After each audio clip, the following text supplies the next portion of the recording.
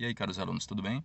Hoje eu vou trazer um assunto um pouquinho diferente, que sai um pouquinho ali do formato convencional das nossas aulas, mas pretendo pouco a pouco colocar alguns vídeos diferentes para vocês, mas claro, sem fugir muito do nosso foco objetivo, que é a preparação para concursos. Porém, hoje o objetivo é falar um pouquinho a vocês sobre a importância de se saber falar inglês, ou pelo menos você ter um repertório básico do vocabulário do idioma inglês. Há aproximadamente um mês, eu, a namorada e dois amigos tivemos a oportunidade de fazer uma viagem fantástica pela Europa. Fizemos aí uma viagem de pouco mais de 20 dias, viagem na qual nós conhecemos 3 países: Portugal, França, que era o meu grande sonho, e Polônia. Desses 3 países, naturalmente, a Polônia que causava uma certa apreensão por conta de 2 coisas. O frio, sabíamos que pegaríamos um frio relativamente intenso, mas intenso no sentido de ser muito abaixo do que nós estamos acostumados, principalmente para quem mora na região nordeste do país. E outro inconveniente, aliás, não diria inconveniente, mas a outra possível dificuldade seria a questão do idioma, não ter qualquer conhecimento sobre o idioma local. De início, quando nós fomos a Portugal e passaríamos ainda pelo aeroporto da França para fazermos a conexão, escala, nunca sei bem qual é. E aquele aeroporto, vou dizer a vocês, parece uma pequena cidade. O fato é que fazendo ali todos os trâmites de chegada, passagem pela imigração, busca pelo portão de embarque, né? Então nós levamos tanto tempo, havia tanta gente naquele aeroporto, que nós acabamos por perder o voo que nos levaria então a Portugal. E aí foi o primeiro grande desafio dessa viagem, e em que eu precisei já colocar em prática os conhecimentos de língua inglesa. Desde as primeiras informações, as orientações de como chegar ao portão de embarque, mas principalmente na chegada ao portão de embarque, quando eu me dei conta, quando eu percebi, quando alguém nos informou de que o avião já havia partido.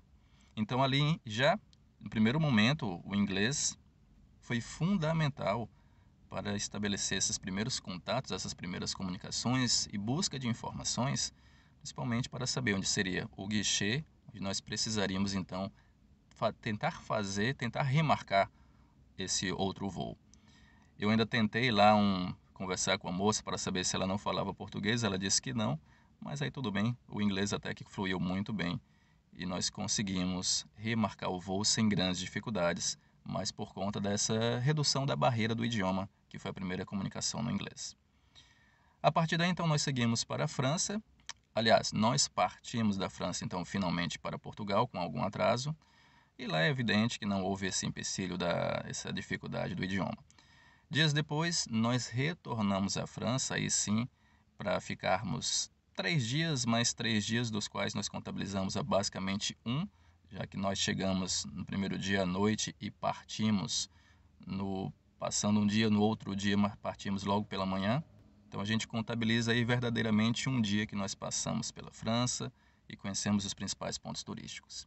E mesmo na França, no local que nós adotamos para fazer os lanches noturnos, foi interessante porque eu senti muito mais facilidade de conversar em inglês também, pedir as informações, fazer a escolha do lanche, o fast food, do que em francês. E o rapaz também falava francês e não houve qualquer relutância por parte dele de estabelecer essa comunicação, tendo em vista que nós já havíamos lido e visto comentários de que os franceses não gostam muito que a gente chegue falando inglês.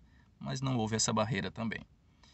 Bom, outra grande facilidade, falar inglês na França, e dali quando nós partimos à Polônia, foi muito mais fácil do que o esperado, vamos dizer assim. Já na chegada ao aeroporto, nós conseguimos conversar com o taxista, conversava em inglês, a comunicação também fluiu bastante, fluiu muito bem. E já no caminho para o hotel, ele nos foi dando informações, perguntamos acerca de como poderíamos conseguir um chip para acesso à internet, nos informou onde nós poderíamos fazer a troca dos euros para a moeda local e de que nós não precisaríamos nos preocupar porque a Polônia era um lugar muito seguro, o que de fato confirmou-se ser.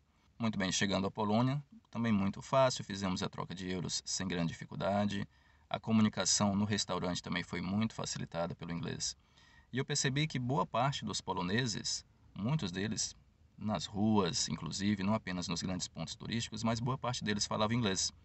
E só depois eu soube que em ranking a Polônia está ali ocupando o 16º lugar, que é uma posição razoável, uma posição interessante. Então, realmente foi muito fácil o tempo que nós ficamos na Polônia, porque não houve também qualquer dificuldade de comunicação. Facilmente nós conseguíamos nos comunicar em inglês, pedir informação, tirar dúvidas. Okay.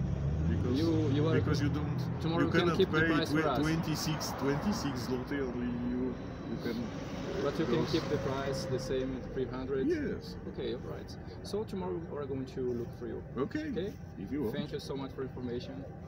Os grandes pontos turísticos haviam indicações, restaurantes haviam indicações das comidas locais, mas também logo do lado eles eram traduzidos para o inglês, então realmente foi muito fácil. Conclusão, então Polônia e mesmo França foi uma viagem bem tranquila porque não houve aquela barreira do idioma, pela facilidade de saber falar inglês. E como eu digo, não há necessidade, não digo que a importância de saber falar inglês não diz respeito a você ter fluência no idioma inglês, mas pelo menos o conhecimento de um vocabulário básico que te permita se virar nas conversações, the conversations in English. Vocês vejam que em restaurantes sempre as mesmas perguntas são feitas, é muito fácil você solicitar o menu, indicar no próprio menu qual refeição que você quer fazer, e as perguntas usuais é o que eles perguntam o que você quer para beber, ao final da refeição se você vai fazer o pagamento em cash ou card. Então, um vocabulário básico que te permita se virar nessas situações do dia a dia, digamos assim, nas situações mais corriqueiras, já pode ser o suficiente. Então vejam, nessa viagem pela Europa eu percebi que essa máxima que se fala que o inglês é a linguagem universal, claro que nem em todos os países a realidade é a mesma, mas ainda assim é importante saber falar inglês. É isso aí, pessoal, a dica que eu queria dar para vocês era essa. Depois eu vou deixar alguns links relacionados à viagem na descrição do vídeo, tá? E quaisquer dúvidas, deixem nos comentários que eu responderei quando possível. Até a próxima!